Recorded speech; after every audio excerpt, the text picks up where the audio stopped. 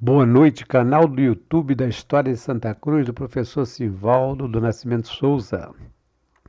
Real Fábrica de Fiação e Tecidos de Santo Agostinho.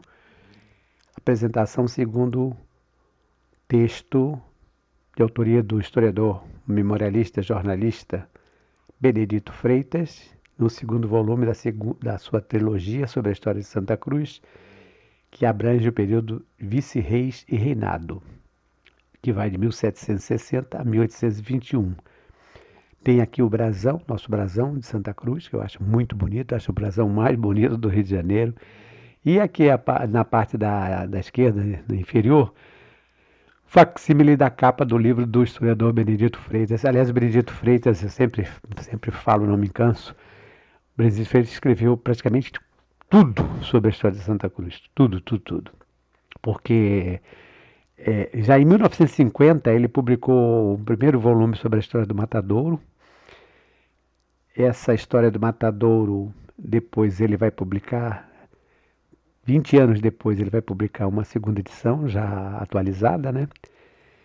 Aí, fora isso, ele publicava vários artigos em revistas, diversas revistas, como o Mensário do Arquivo Nacional, uma série de revistas, artigos de história e também jornais, porque o Benedito Freitas, além de historiador, ele era jornalista e publicou um jornal chamado Imprensa Rural, que circulou de 1949, o ano que eu nasci, dia 18 de novembro de 49, 1949, até 1959. Foram 10 anos de ininterruptos, né? Claro que havia alguns interruptores, porque o jornal, como eu já falei outras vezes, depende muito de anúncios, mas ele publicou esse jornal e era um jornal político, sim, social, cultural, porque ele aproveitava também para publicar os artigos que sairiam depois nos 3 livros, na trilogia.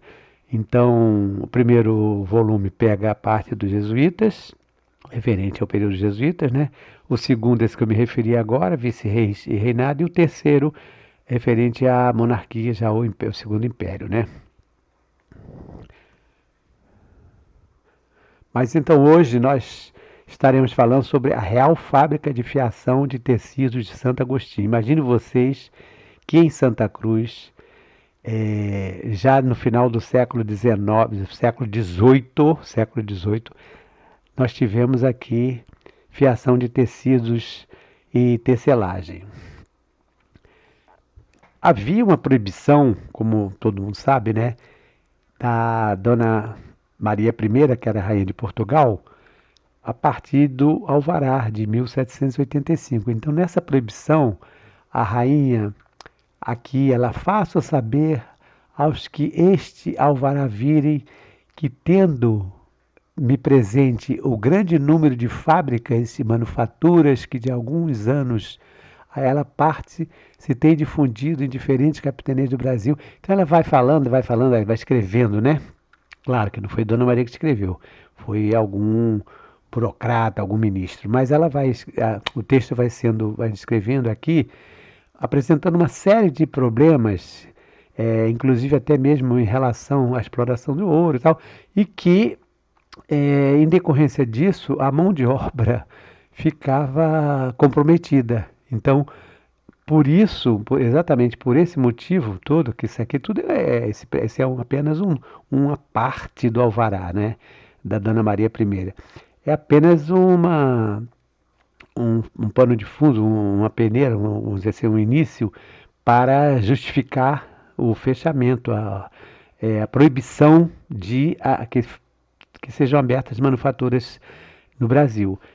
Com exceção para, no caso de Santa Cruz, para a fabricação, né, manufatura de tecidos que seriam utilizados pelos escravizados, porque os escravizados precisavam receber roupa, né? Vocês conhecem aquela famosa frase pão, pau e pano, porque ele recebia pão, que era comida, pau, que era castigo, né? E o pano, que era a roupa, né? O indumentária. E no caso de Santa Cruz, eu já li vários autores citando que os escravizados usavam um tipo de bata de tecido grosso, né? Tecido grosso, de algodão grosso. Alguns escravizados usavam tecido de cor azul. Então, a Dona Maria, olha só, Dona Maria I, nome completo, vejam vocês, Maria Francisca Isabel Josefa Antônia Gertrudes Rita Joana de Bragança. Ela nasceu em Lisboa, 17 de dezembro de 1734 e morreu aqui no Rio de Janeiro no dia 20 de março de 1816.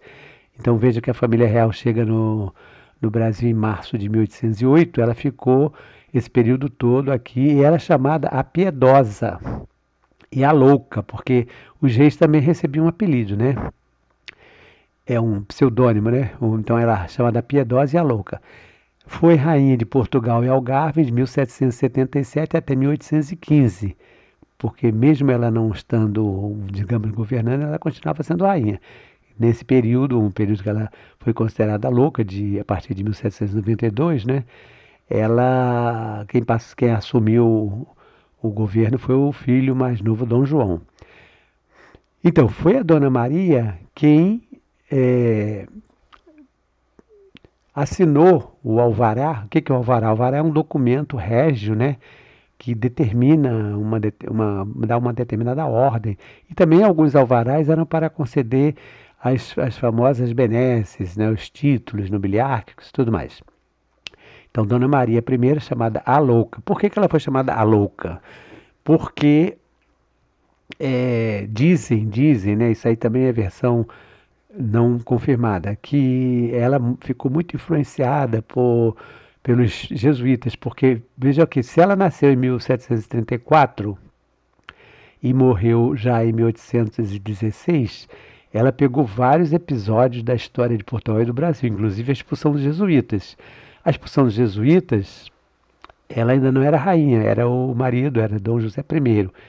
Mas, de qualquer forma, isso teria influenciado muito, porque praticamente quem mandava no governo era o Marquês de Pombal. O Marquês de Pombal era ministro, mas era muito poderoso.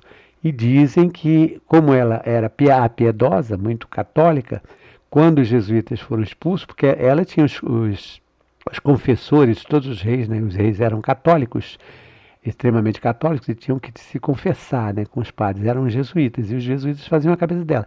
Então ela acabou ficando louca, veio para o Brasil louca. Dizem que era louca mesmo demais. E por que esse nome tão grande? Maria, Francisca, Isabel, Josefa, Antônia, Gertrude.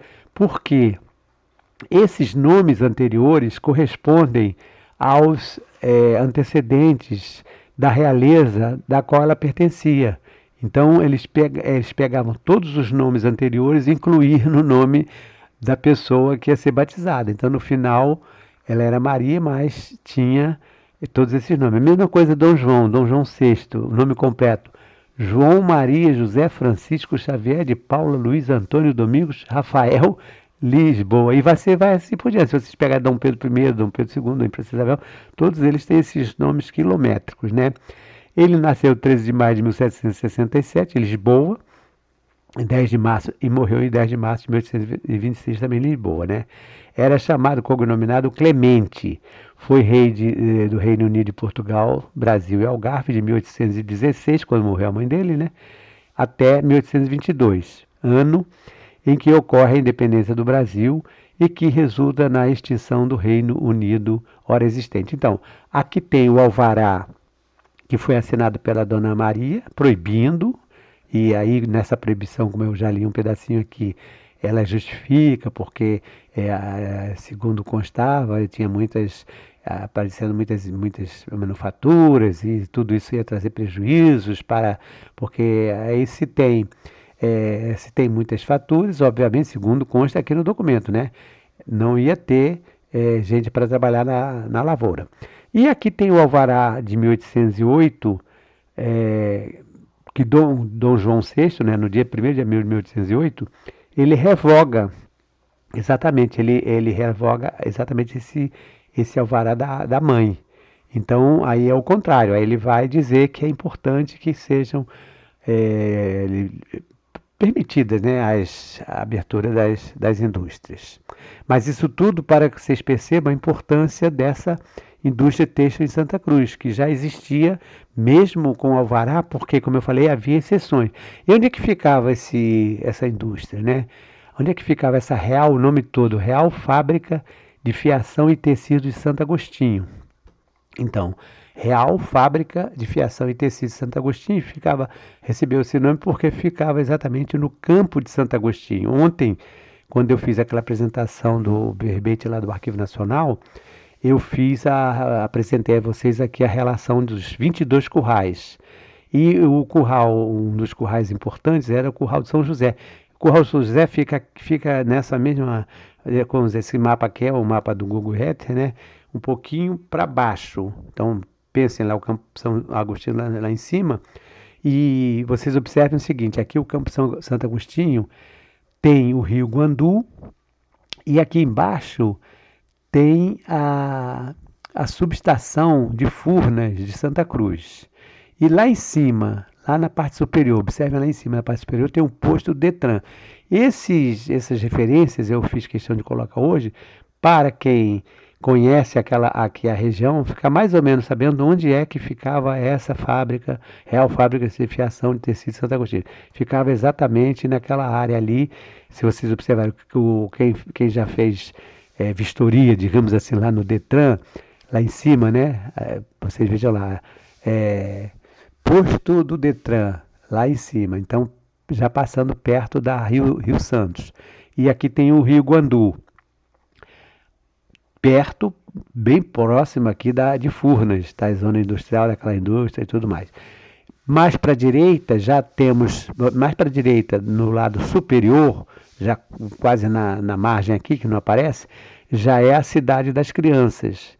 A Cidade das Crianças Leonel Brizola, que agora estão querendo transformar num parque temático religioso, não sei nem, eu não fui consultado sobre isso, eu queria até saber quem foi, porque como é que eles vão mudando as coisas assim. A Cidade das Crianças foi inaugurada no governo César Maia.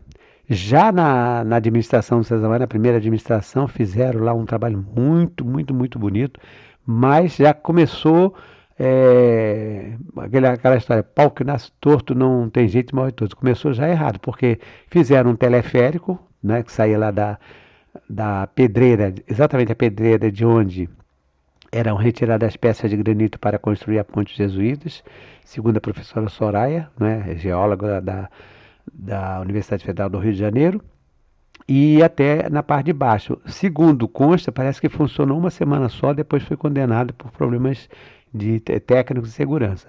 Então foi uma despesa sem utilizada. Mas a Cidade das Crianças, quando foi construída, ela tinha uma ambição muito grande, porque eram muitas salas, um planetário, tinha um pequeno mini zoológico, um teatro, um cinema, uma coisa fantástica. Depois, a localização horrível, porque ali não passa ônibus, passa agora talvez esteja passando van, ali não tinha acesso. Então, para frequentar, teria que ter uma condição especial.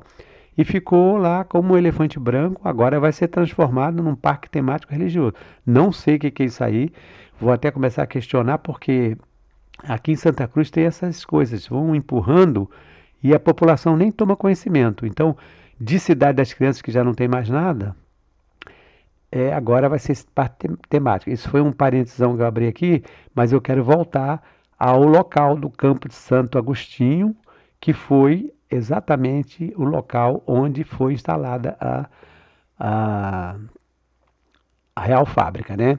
E, novamente, lembrando desses campos, porque foram 22 campos, então cada campo desse hoje corresponde a um pedaço de Santa Cruz, da região de Santa Cruz. Então, ontem, por exemplo, falei do Campo de São José, o Campo de São José esqueci de falar, mas o Campo de São José é onde ele pega toda a base aérea de Santa Cruz, aquela área toda, o Matadouro, aquela área toda do Matadouro, tudo fazia parte do Campo de São José. E assim nós vamos também, vocês vão conhecendo também os campos, esses campos que eram campos exatamente para a criação do gado bovino pelos padres jesuítas. Então, localizado à margem direita do Rio da Guarda, esse Rio da Guarda tem esse nome porque Vocês observem, eu coloquei aqui, olha, Rio da Guarda, está um pouquinho claro, mas dá para ver. E aqui embaixo já vai chegando a foz do rio, né? Que aí já chega a Baía de Sepetiba. Vejam que aqui não está dando para ver, mas na foto mesmo original, tirada, né, é uma coisa suja, porque ele já chega totalmente poluído. E por que Rio da Guarda? Porque havia ali um posto de guarda na época da colônia, já no período colonial, existia uma guarda, um tipo de uma alfândega, uma fiscalização, que então todos os viajantes, né, os tropeiros que saíam de Santa Cruz pelo caminho dos jesuítas, depois pela antiga Estrada Geral de Santa Cruz, depois Estrada Imperial, tinha que passar pelo posto, né? Aqui, por isso que tem chamado Rio da Guarda, pelo posto, e passar pela fiscalização. Tem um viajante, não sei se foi o Emanuel Paul, que reclama, diz que quando chegou, não sei se foi o Lucock, foi um desses viajantes, não sei se inglês ou austríaco, algum um deles, que quando ele faz o seu diário, quando ele escreve, ele diz que chegou no posto e tinha lá um soldado, sabe aquela história, de, sabe com quem está falando? Diz que tinha lá um fiscal e diz que todo impoluto, né? Ah, se perfilou, fez continência, não sei o que, exigindo passaporte, porque eles tinham que apresentar um passaporte ou uma carta, geralmente era uma carta que eles tinham que pegar com uma autoridade do governo, né, no caso na época do reino era com o ministro, e apresentava a carta. Quando ele tomava conhecimento da carta, via assinatura lá de um visconde, de um barão, sei lá de quem, um ministro qualquer, aí ele esse viajante disse que ele se perfila todo e faz continência como se estivesse na presença do sujeito que assinou a carta. Pois bem, localizada à margem direita do Rio da Guarda, entre os atuais municípios de Itaguaí e de Seropédica, confrontando com o atual bairro Imperial de Santa Cruz, era ponto estratégico de fácil acesso do Paço da Fazenda Real, quer dizer, no caso o quartel atual, antigo convento dos jesuítas, né, até a Vila de São Francisco Xavier de Itaguaí, passando pelo caminho novo da Piedade. Então essa é a foto aérea copiada do Google Earth. Então vejam vocês a questão estratégica importante. E a localização praticamente já chegando a Itaguaí. Entre Itaguaí, tanto que esse posto do Detran, quando nós passamos lá, já está bem pertinho de Itaguaí, porque essa estrada tem uma estrada que vai sair lá em Itaguaí. Era aí a localização. Aqui eu vou mostrar a localização vamos dizer, aberta, né?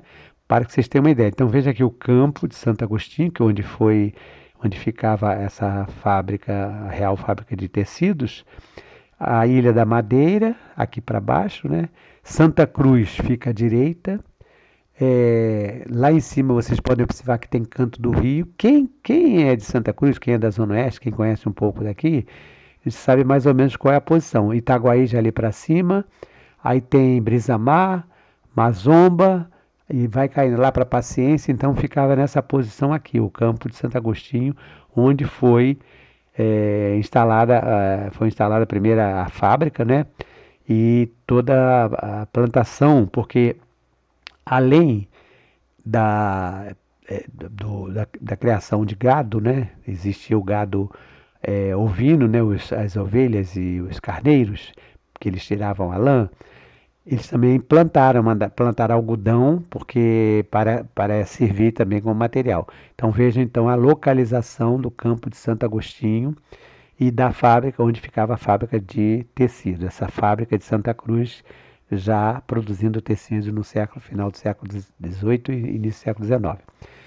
E foi chamada de primeiro modelo de toda a América na tentativa de industrialização de tecidos em Santa Cruz. Eu coloquei uma imagem aqui tirada da internet mostrando um escravizado ou um tecelão, né, trabalhando exatamente com a fiação de algodão. A decisão de se instalar um conjunto manufatureiro em Santa Cruz, esse texto do Benedito Freitas, tirado daquele segundo volume, né, decorreu da exigida criação de uma planificada organização mecanizada. ampliando as atividades tecelãs, até então restritas a operações manuais exercidas na confecção de vestuário da escravaria e dos pacientes hospitalizados, mortalhas, pavios para luminárias e outras aplicações. Então, ontem, quando eu fiz aquela apresentação do Arquivo Nacional, aquele verbete, eu elenquei uma quantidade enorme de oficinas que já existiam desde o tempo dos jesuítas. Então, essas oficinas que o padre Pedro Fernandes manteve, e algumas delas continuaram mesmo depois do confisco da fazenda, eram exercidas por alguns trabalhadores livres, recebiam uma jornada, um diário, uma importância, né? E por trabalhadores escravos. Uma delas, então, foi a tecelagem. Então, ele já tinha uma tecelagem aqui antes dessa fábrica. Mas, como está escrito aqui, era uma tecelagem muito própria para produtos locais, para vestuário para escravaria, as mortalhas e pavios para luminárias. Então, era uma produção bem artesanal, bem simples. Não tinha ainda uma fábrica, como depois eles fizeram. 3 meses após a expulsão dos padres jesuítas, eles foram expulsos em 1759, né? Existiam na fazenda de Santa Cruz acima de 2.100 carneiros e ovelhas. Vejam bem, 2.000 é uma quantidade muito grande. Qual é a fazenda hoje aqui no Brasil que tem essa quantidade de ovelhas? E também, porque ontem eu mencionei que eram 11.000, em um determinado momento tinha 11.000 cabeças de gado bovino, de vacas e bois, né? Então eu pergunto, qual a fazenda no Brasil inteiro que tem hoje 11.000 cabeças de gado? Aqui em Santa Cruz tinha. Claro que não eram todos confinados no mesmo campo, tanto que vocês viram, eram 22 campos. Mas havia também aqui 2.100 carneiros, porque essas ovelhas, esses carneiros, que eles retiravam a lã para produzir determinado tecido. A lã obtida com a criação do gado lanígeno era fator favorável para o trabalho de fiação e peças de maior qualidade, enquanto a lã do algodão fiado, obtido das plantações da fazenda de Santa Cruz, era empregada na confecção de cobertores e agasalhos rústicos.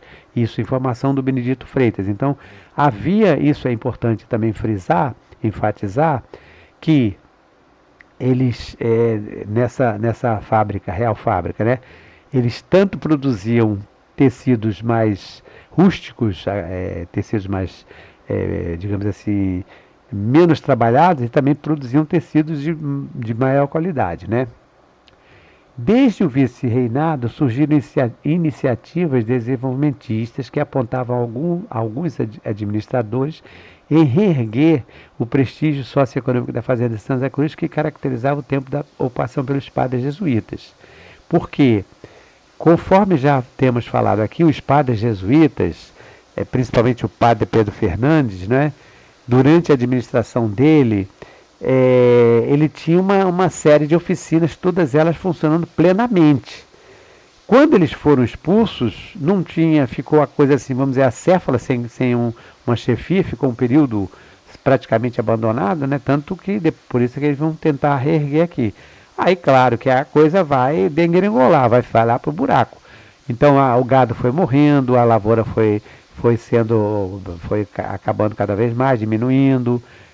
As oficinas não funcionavam mais, porque se não tem couro, não vai ter oficina. Então, alguns vice-reis e alguns superintendentes começaram a perceber que era importante dar a volta por cima. Tanto que, quando vem o escrivão Pedro Henrique da Cunha, em 1790, ele vem com esse objetivo de dar uma reviravolta e fazer com que a fazenda retornasse a funcionar como foi no período jesuíta. E assim que o Couto Reis, o Manuel Martins do Cortês assume, porque o Pedro Henrique vem, depois passa para o Couto Reis, né? O Couto Reis praticamente vai seguir na trilha dos jesuítas. Em 1791, veja que o Pedro Henrique chega em 1790, né, mas em 1791, havia na Fazenda Real de Santa Cruz, segundo o registro do inventário, 4 escravizados encarregados de trabalho como tecelões. Quer dizer, isso, veja que nós estamos falando antes da Real Fábrica, porque a Real Fábrica ela já vai ser inaugurada lá em 1814. Então, em 1791 já havia trabalho de tecelagem. E aqui nós estamos falando no século XVIII. Em 1795 foram contabilizados cerca de 5.000 pés de algodão. Então havia também uma preocupação de ter, se tinha o algodão, né, mandaram plantar 5.000 pés de algodão, é porque havia uma preocupação também de ter algodão para produzir os tecidos, né? Produzia então anualmente quase 90 arrobas de algodão em caroço. Arroba é uma antiga unidade de medida de peso que corresponde a 32 arratéis, ou cerca de 14,7 quilos, né? Então 14 quilos e 700 gramas. Então fazendo a conta aqui, vocês vão ver quanto é que dá uma quantidade boa, né, em termos de peso. Aí vem um sujeito chamado Sebastião Fábricas de Surigué.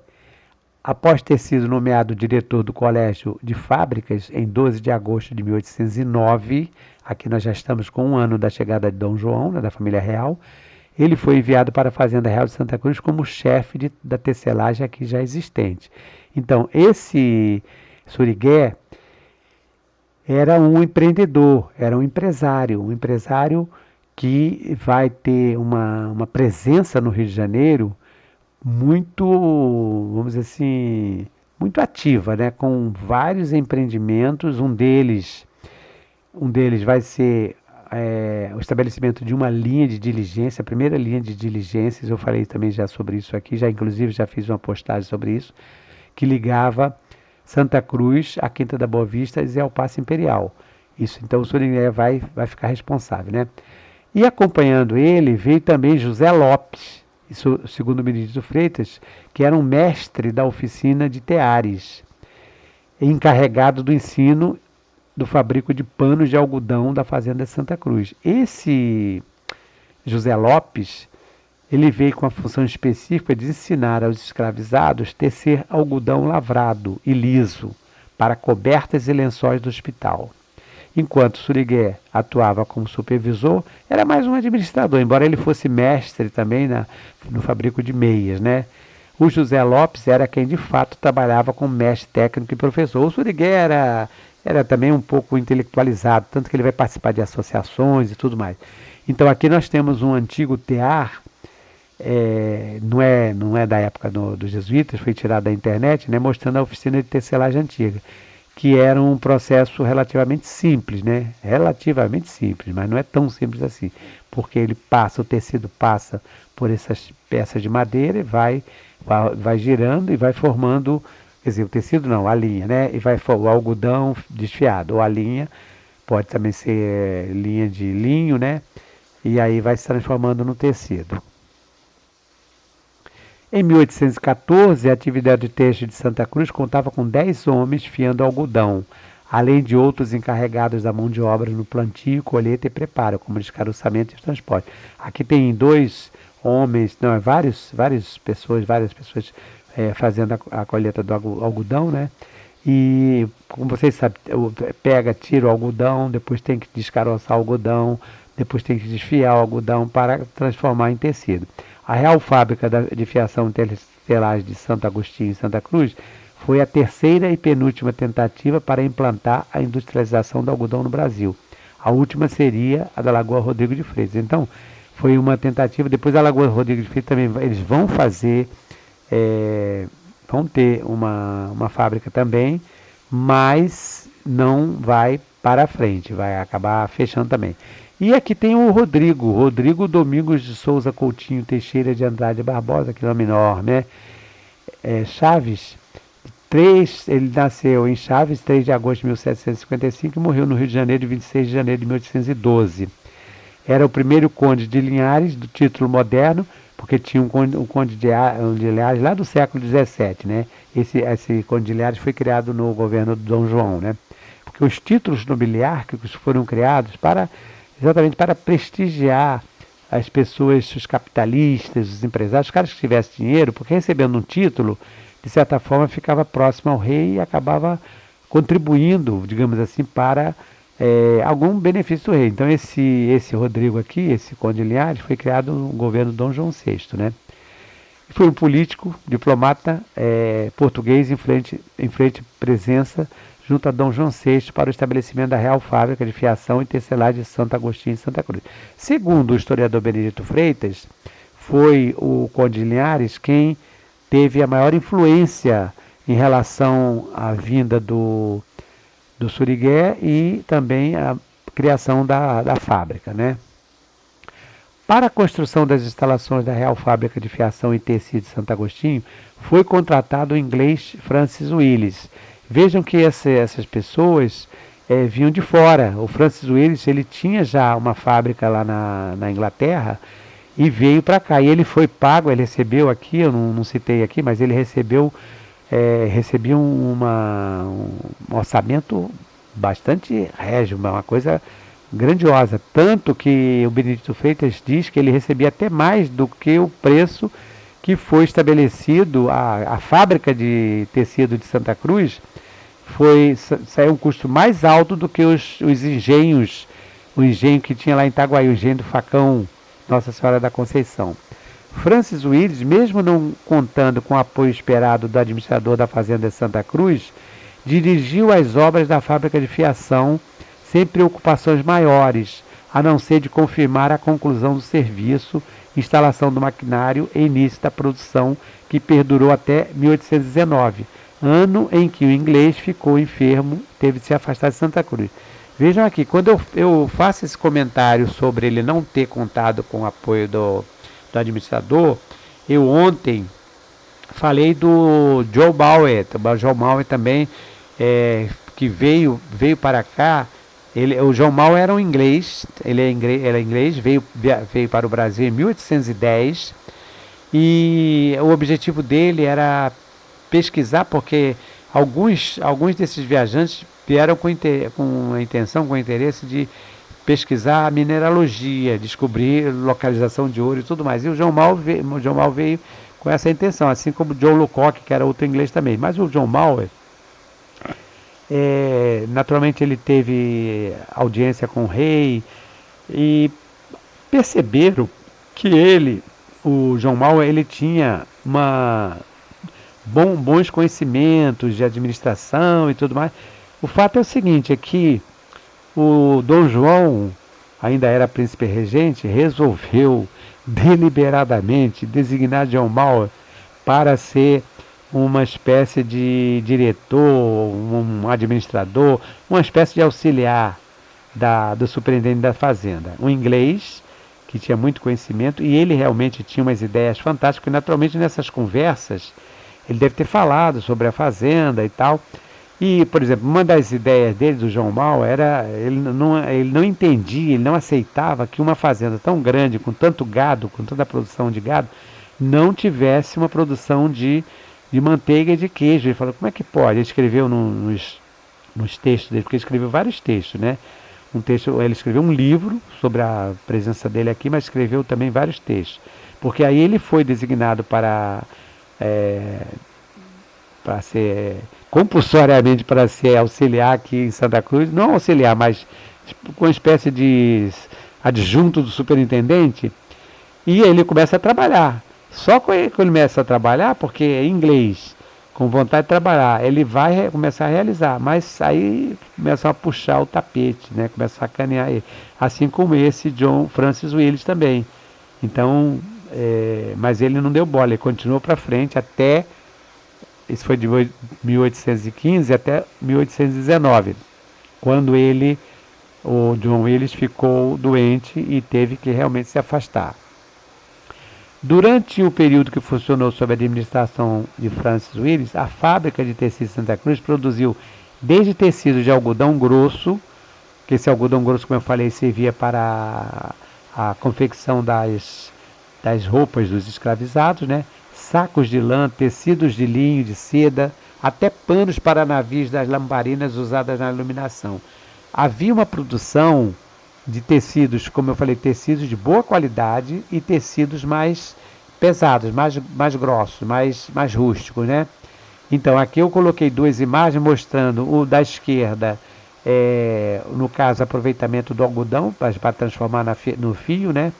E do lado direito já os tecidos que eram produzidos. Claro que já, como repetindo, não são imagens da Fazenda Santa Cruz, foi uma imagem que eu tirei da internet só para dar uma ideia de como é que era essa produção, que era uma produção que envolvia realmente uma parte manual, artesanal. Interessante nessa pesquisa, nesse trabalho, nessa real fábrica, é que as mulheres, tanto as escravizadas como algumas mulheres livres e até índias, elas tiveram o seu espaço. Vejam aqui, ó. Eu coloquei essa imagem também, fui tirada da internet, mostrando 4 mulheres trabalhando. Era exatamente isso, eram mulheres que trabalhavam. Esses teares aqui são teares antigos, essas mulheres não são mulheres daquela época, essa imagem não é a imagem daquela época, mas dá uma ideia exatamente como é que poderia ser o trabalho naquela época. As mulheres escravizadas idosas, um estado de gestação, eles chamam de prenhes, né, nos textos, né? E as idosas eles chamam de as mulheres velhas, né? Só que eu corrigi aqui, eu coloquei por minha conta idosas ou em estado de gestação, ou gestantes, tanto aquelas que estavam esperando como aquelas que tinham tido neném, logo após o parto, não estando em condições de exercer outros trabalhos, eram indicadas para trabalhar na tecelagem durante um certo tempo. Vocês observam que elas estão trabalhando sentadas aqui, era muito melhor do que ir para uma cozinha quente, no fogão quente ou para a lavoura. Então, mas eles não davam chance, não davam trégua. Então essas mulheres escravizadas, tanto as idosas, e aí vocês podem ver que aqui à direita tem uma senhora com cabelo branquinho, deve ser uma idosa, né? Foram trabalhar na tecelagem. Documentos existentes no Arquivo Nacional comprovam que a fábrica de tecelagem de Santa Cruz, que chamava Santo Agostinho, né? Empregava preferencialmente mulheres, tanto pessoas livres, como também escravizadas e indígenas, aqui no caso citadas no documento número 14, pasta 22, pacote 2 da Caixa 507. Essa Caixa 507 é famosíssima para os pesquisadores porque é uma caixa que tem toda a documentação de Santa Cruz, os manuscritos. E cada pacote desse é um pacote mesmo, né? Um embrulho.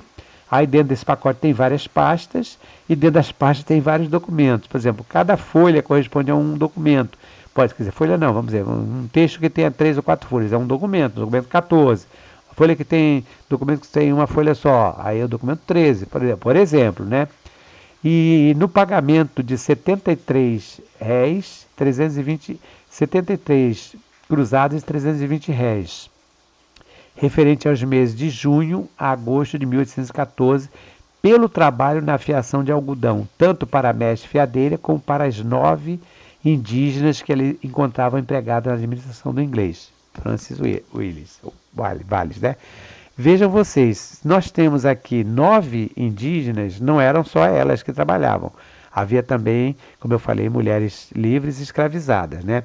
Algumas mulheres que aparecem citadas, provavelmente como as pioneiras que trabalharam fiando algodão na administração do Francis Wallis ou Francis Wallis, sob a coordenação e orientação de Ana Afonso, a mestra que, segundo Benedito Freitas, talvez tenha sido a aluna do mestre já citado José Lopes, esse José Lopes que foi aquele técnico que veio com Suriné, né?